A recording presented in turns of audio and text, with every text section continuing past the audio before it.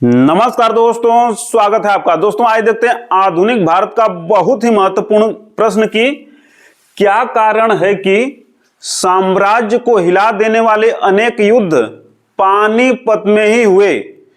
यह IAS 2014 GS mains में पूछा है। तो इसका आंसर देखते हैं कि साम्राज्य को हिला देने वाले अनेक युद्ध पानीपत में ही होने के अनेक कारण है।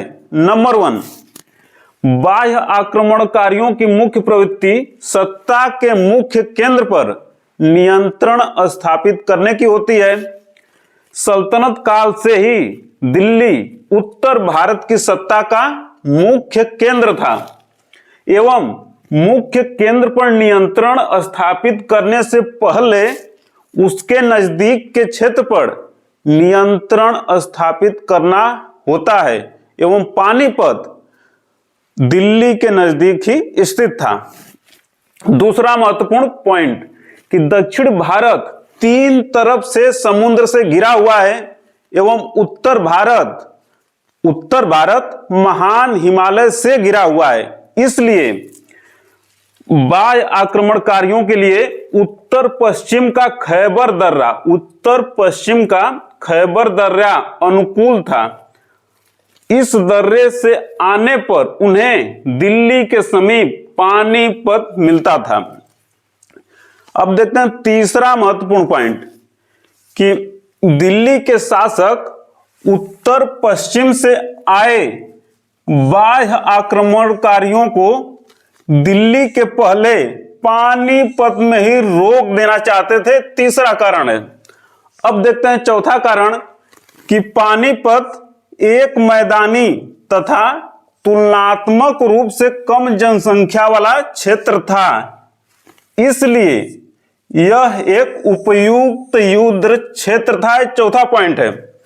अब देखते हैं पांचवा पॉइंट कि पानीपत के पास से ही ग्रैंड ट्रंक रोड गुजरती थी, अतः दिल्ली के शासकों के लिए सैन्य सामान एवं रसद की आपूर्ति करना आसान था। इसलिए पानीपत एक उपयुक्त युद्ध क्षेत्र बन गया। ये 5 महत्वपूर्ण पॉइंट थे और यह प्रश्न जो है आईएएस मेंस 2014 के जीएस में पूछा गया है। बहुत ही महत्वपूर्ण है आगे आने वाले एग्जाम या इंटरव्यू की दृष्टि से भी।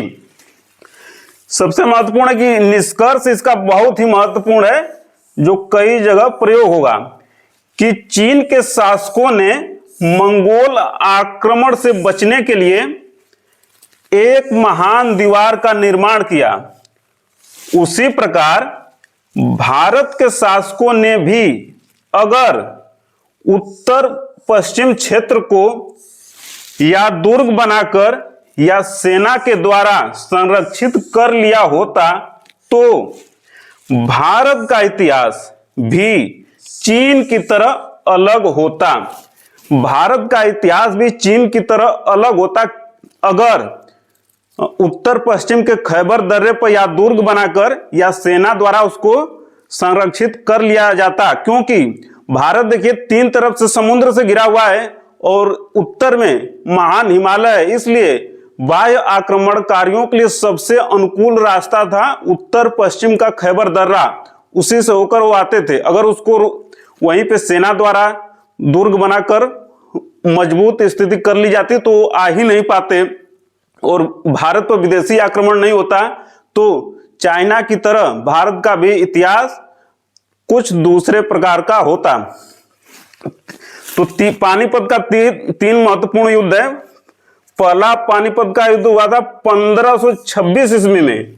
इब्राहिम लोदी एवं बाबर के बीच में बाबर की विजय हुई थी और मुगल साम्राज्य की स्थापना हुई थी। 1556 ईस्वी में पानीपत का द्वितीय युद्ध 1556 ईस्वी में पानीपत का द्वितीय युद्ध हुआ था। हेमू एवं अकबर के बीच में अकबर की विजय हुई थी। 1761 ईस्वी में पानीपत का तृतीय युद्ध हुआ था। 1761 ईस्वी में पानीपत का तृतीय युद्ध हुआ था। मराठा शासक सदाशिवराव